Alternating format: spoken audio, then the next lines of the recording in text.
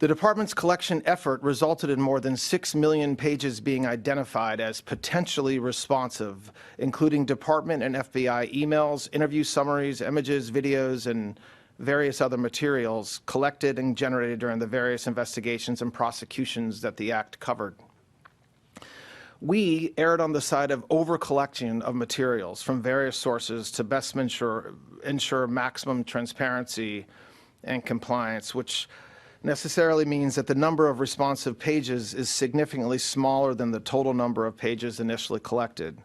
That's why I mentioned a moment ago we're releasing more than 3 million pages today and not the 6 million pages that we collected. I want to address what we didn't produce. The categories of documents withheld include those permitted under the Act to be withheld, files that contain personally identifiable information of victims or victims' personal and medical files, and similar files, the disclosure of which would constitute a clearly unwarranted invasion of personal privacy.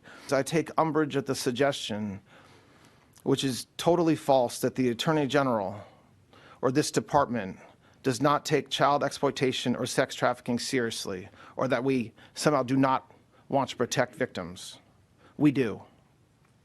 There are some select members of Congress and some in the public eye, including those most critical of our efforts at full transparency under the Act, who remain silent as to all the work that we have done and continue to do every day in this space, while quickly pointing a finger at the Attorney General or this department because we were careful in our review of millions of pages of documents over the past 2 months. The Attorney General, the Director of the FBI, and our partners throughout this administration work hard every single day to protect the most vulnerable among us. With the production of this magnitude, mistakes are inevitable.